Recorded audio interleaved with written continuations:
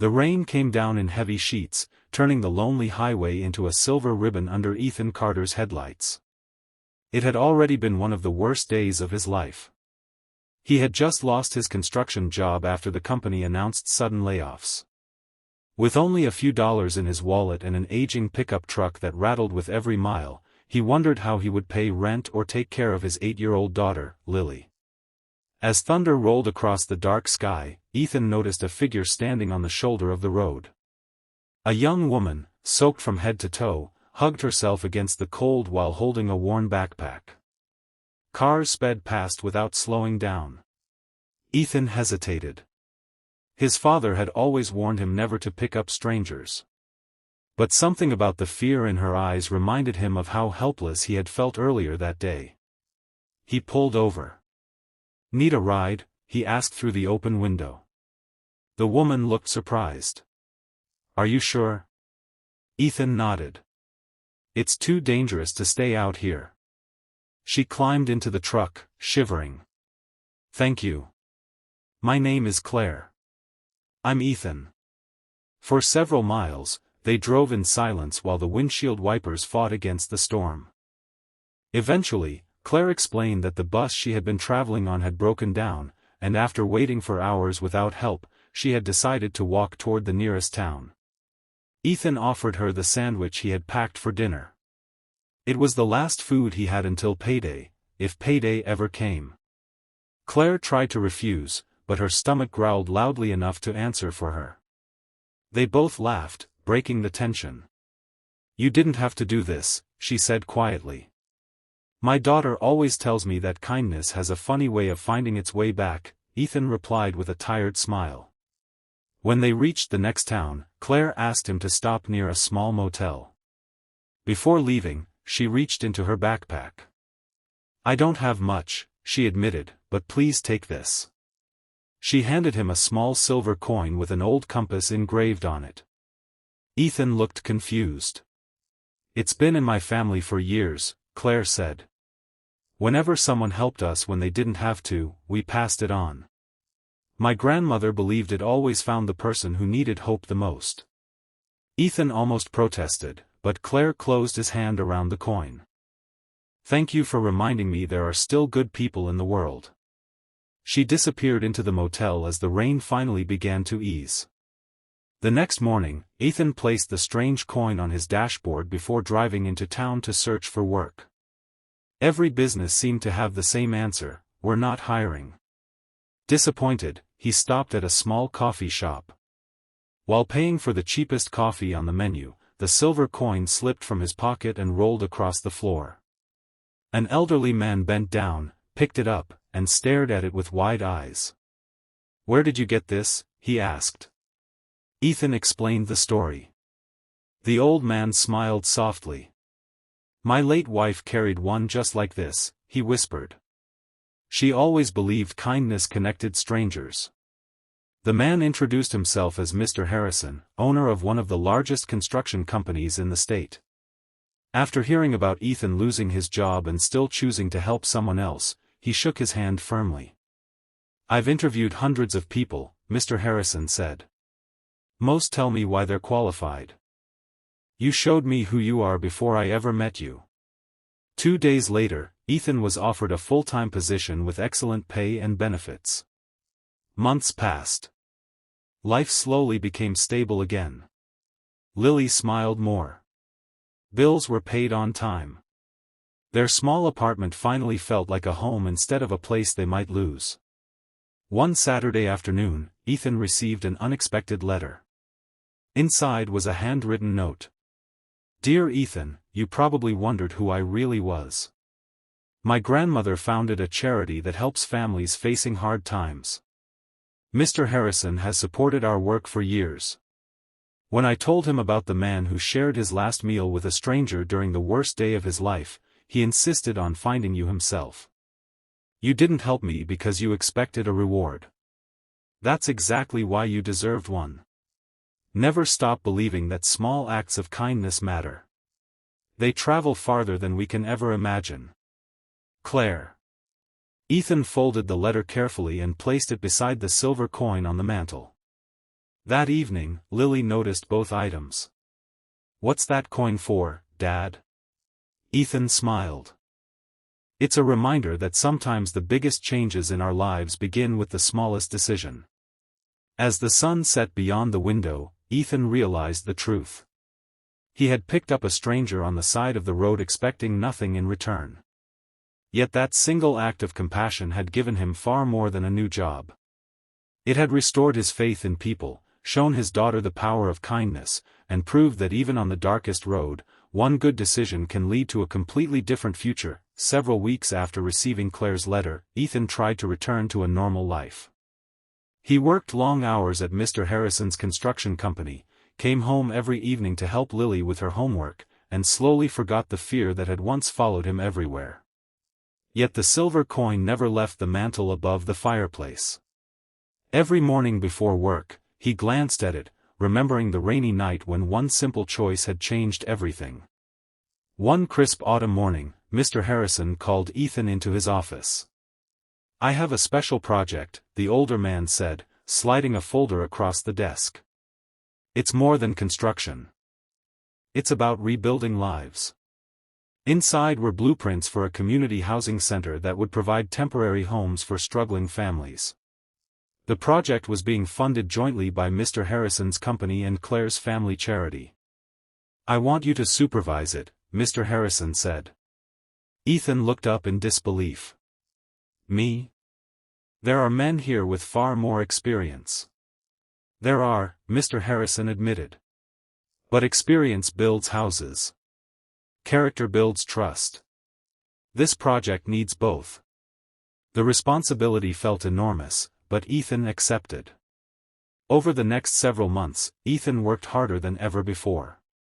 He wasn't just overseeing construction, he was meeting families who had lost everything to illness, unemployment, or tragedy. Every conversation reminded him of his own darkest days. One afternoon, while inspecting the nearly completed buildings, Ethan noticed a familiar figure stepping out of a black SUV. "Claire." She smiled as she walked toward him. "I've been wanting to see this place with my own eyes," she said. Ethan laughed. "I almost didn't recognize you without the rain.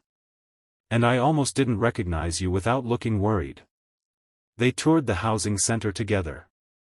Children played in the courtyard while volunteers planted flowers along the walkways. For a moment, Ethan stood silently, overwhelmed. "If you hadn't stopped that night," Claire said softly, "none of this would exist." Ethan shook his head. "No," he replied. "If you hadn't believed kindness should be passed on, I never would have met Mr. Harrison. We all became part of the same story." Claire smiled. "Exactly." The grand opening took place a month later.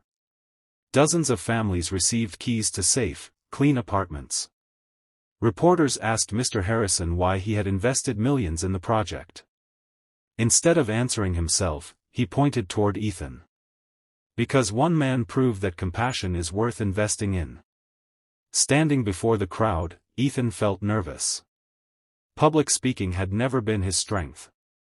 But when he saw Lily smiling proudly in the front row, he found the courage to begin. "I used to believe that changing the world required money, power, or influence," he said. "Then one rainy night, I simply stopped my truck for someone who needed help. I didn't know her. I didn't expect anything in return. But that moment taught me something I'll never forget." He paused as the audience listened. Kindness is never wasted. Sometimes it changes another person's life. Sometimes it changes your own. And sometimes, it creates a chain of hope that reaches people you'll never even meet. The crowd rose in applause. Later that evening, Claire handed Ethan a small wooden box. Inside was another silver coin, identical to the first. "There are only a few of these left," she explained. "The tradition continues. Whenever someone changes a life through genuine kindness, another coin is passed on." Ethan smiled and gently placed the new coin beside the old one. "I know exactly who should receive this someday," he said, looking toward Lily. Claire followed his gaze and smiled. The next generation. As the sun dipped below the horizon, families filled their new homes with laughter, children chased one another across the courtyard, and Ethan realized that the stranger he had once picked up on the side of the road had become a lifelong friend. More importantly, she had shown him that kindness never ends with one good deed. It grows, multiplies, and quietly changes lives, one person, one family, and one act of compassion at a time. Nearly a year passed, and the community housing center became a symbol of hope. Families who had once arrived with nothing now had steady jobs, children in school, and dreams they had almost forgotten. Ethan poured his heart into every project, earning the respect of everyone who worked beside him. Yet he never stopped carrying the first silver coin in his pocket. To him, it was more than a keepsake, it was a reminder that every stranger had a story. One snowy evening, Ethan was driving home after inspecting a new building site when he noticed an old sedan stranded on the side of the highway. Its hazard lights blinked weakly through the falling snow. Without hesitation, he pulled over. Inside the car sat a young father with two frightened children wrapped in blankets. The engine had failed, and their phones had died hours earlier. "We've been here since afternoon," the man admitted. No one would stop. Ethan smiled gently. "I know what that feels like."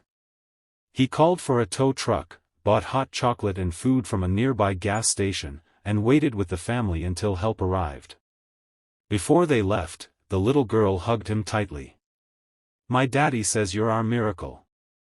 Ethan felt tears sting his eyes. "No," he whispered. "Someone once did the same for me." When he reached home that night, Lily was waiting at the window. "You helped someone again, didn't you?" she asked with a knowing grin. Ethan laughed. "How did you know?" "You always come home smiling after you help people." Her words stayed with him long after dinner. A few weeks later, Claire invited Ethan and Lily to the charity's annual gala. Business leaders, volunteers, and families filled the grand ballroom. Ethan felt completely out of place in his suit, but Claire assured him he belonged there more than anyone else. Toward the end of the evening, Claire stepped onto the stage. "Tonight," she announced, "we're creating a new award. It won't honor wealth or success. It will honor ordinary people whose kindness creates extraordinary change." She looked directly at Ethan. "Our very first recipient is a man who stopped his truck for a stranger on a rainy night, never knowing that one decision would inspire hundreds of others." The audience stood in a long, heartfelt ovation. Ethan walked to the stage, overwhelmed. Instead of accepting the award immediately, he invited Lily to stand beside him. She looked surprised. "This belongs to both of us," Ethan said. "Because every time I wanted to give up, my daughter reminded me that kindness always comes back." Lily squeezed his hand. Mr. Harrison joined them with a warm smile. "I've built skyscrapers," he said quietly, "but I've never seen anything stronger than the foundation built by compassion." That night, the charity announced an even bigger surprise. The housing center had inspired donors across the country. Similar communities would now be built in 5 more cities, each carrying the same mission, helping families rebuild their lives with dignity. As applause echoed through the hall, Ethan looked around at the faces smiling back at him. It all traced back to one rainy highway, one stranger, and one simple decision to stop. On the drive home, Lily held the award carefully in her lap. "Dad," she asked softly, "do you think we'll ever stop changing lives?" Ethan smiled as snowflakes drifted across the windshield. "I hope not." He reached into his coat pocket, feeling the familiar silver coin between his fingers. Some people believe miracles arrive with flashing lights or impossible events. Ethan knew better. Sometimes a miracle begins with slowing down, opening a car door for someone you've never met, and choosing kindness when the world gives you every reason not to. And that was the greatest journey of his life, one that had only just begun.